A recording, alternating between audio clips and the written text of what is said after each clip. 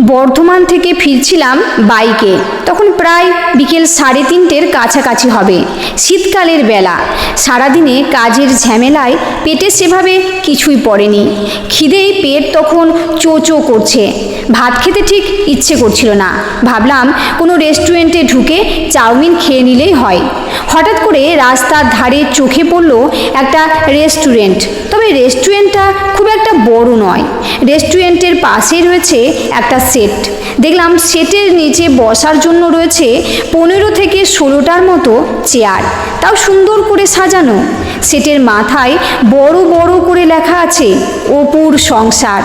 এমন একটা সুন্দর নাম দেখে মনটা কেন জানি না এমনিতেই ভালো হয়ে গেল। বাইকটা সাইডে রেখে চাউমিন অর্ডার করতে যাব। রেস্টুরেন্টের ছেলেটি বলল, দাদা ভিতরে আসুন, ভিতরে চেয়ার আছে, বসুন। মনে হচ্ছে অনেক দূর থেকে আসছেন, তাই না? সামনে বেসিন আছে, হাত মুখ ধুয়ে নিন। সামান্য কয়েকটা কথা, কি আন্তরিকতায় ভরপুর। বাড়িতে অতিথি এলে যেমনটা আমরা করি ঠিক তেমনি। ছেলেটির চোখে মুখে এক অদ্ভুত সরলতা, মুখে লেগে আছে মায়া। বয়স খুব একটা বেশি না। চাউমিন অর্ডার করতেই 10 মিনিটের মধ্যেই বানিয়ে দিল।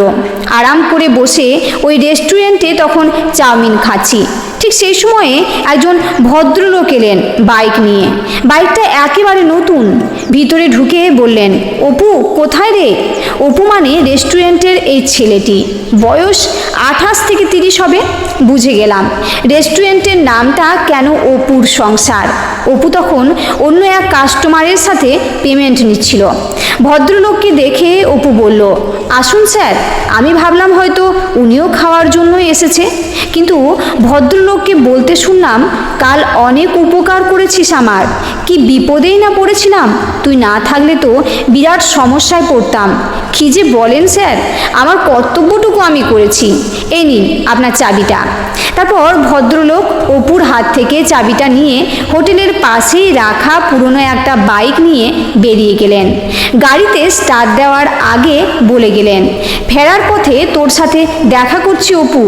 অবাক হলাম। উনি এলেন নতুন বাইক নিয়ে, কিন্তু নতুন বাইকটা রেখে পুরনো বাইকটা নিয়ে বেরিয়ে গেলেন কেন? কৌতূহল একটা থেকেই গেল। অপুকে জিজ্ঞেস করেই ফেললাম। ভদ্রলোক নতুন বাইক নিয়ে এলেন, কিন্তু পুরনো একটা বাইক নিয়ে বেরিয়ে গেলেন মনে হলো। অপু হেসে বলল, আসলে নতুন বাইকটা আমার, আর যিনি এসেছিলেন উনি আমার স্কুলের স্যার। গতকাল স্যারের বাইকটা আমার রেস্টুরেন্টের সামনে এসে স্টার্ট বন্ধ হয়ে গেল। আমি স্যারকে বললাম, আমার বাইকটা নিয়ে আপনি চলে যান, আর আপনার বাইকটা রেখে যান। আমি মেকানিক ডেকে সারিয়ে রাখবো, কারণ কাছাকাছি কোনো গ্যারেজ এখানে নেই। সেই 1.5 কিলোমিটার দূরে। অতটা রাস্তা টানতে টানতে নিয়ে যেতে হবে স্যারকে। তাছাড়া স্যারের আর্জেন্ট একটা কাজও ছিল। সময়ে যেতে না পারলে কাজটা আটকে যাবে। তাই আর কি স্যার আমার বাইকটা নিয়ে গিয়েছিলেন। ভালো লাগলো স্যারের প্রতি অপুর কর্তব্য পরায়ণতা দেখে। আমি বললাম, তোমাদের মতো ছাত্ররাই তো শিক্ষক শিক্ষিকাদের গর্ব। আমার কথা শুনে অপু মৃদু হাসল। চাউমিন খেতে খেতে ভাব জমালাম অপুর সাথে। জানতে পারলাম ও MA পাস। জিজ্ঞেস করলাম, MA পাস করে তুমি চাকরির চেষ্টা করোনি? চাকরি করতাম একটা, ছেড়ে দিয়েছি। চাকরি অপেক্ষা ব্যবসা করতেই ভালো লাগে বেশি আমার। ইচ্ছে ছিল উচ্চ শিক্ষিত হব, তাই পড়াশোনা করেছি। আর অনেক দিনের ইচ্ছে ব্যবসা করব। সত্যি তো, শিক্ষিত হয়েছে বলে চাকরি করতে হবে তার কি মানে আছে? ব্যবসাও করা যায়। শিক্ষা মানুষকে মহৎ করে, উদার করে। একটা উচ্চ শিক্ষিত ছেলে ব্যবসা করতে পারে। কথাগুলো ভাবছি মনে মনে। হঠাৎ দেখি এক এক করে বয়স্ক কয়েকজন মানুষ রেস্টুরেন্টের পাশে সেটের নিচে যে চেয়ারগুলো পাতা আছে ওই চেয়ারগুলোতে বসতে শুরু করেছে। অপু ওনাদেরকে এক ঝলক ডেকে দিয়ে হাসতে হাসতে বলল, দেখুন আমার সব অতিথিরা এসে পড়েছে। ওরাই আমার খুব কাছের বন্ধু। বন্ধু মানে হ্যাঁ, ওনারা আমার বন্ধু। প্রতি রবিবার বিকেলে ওনাদের নিয়ে চায়ের আড্ডা বসে আমার অপুর সংসারে। আমি ওনাদের চা খাওয়াই, সঙ্গে থাকে বিস্কুট পকোড়া। তারপর এক এক করে সবার গল্প শুনি। এক সপ্তাহে যার যত কথা জমে থাকে সব কথা মন খুলে বলতে পারে আমাকে। অনেকেই আছেন যার ছেলে বৌমা দুজনেই চাকরি করে, হয়তো সময় দিতে পারে না।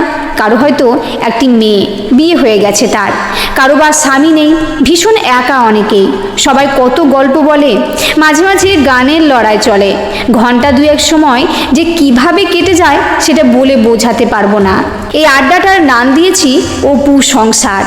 সপ্তাহের এই রবিবারটার জন্যই আমি অপেক্ষা করে থাকি।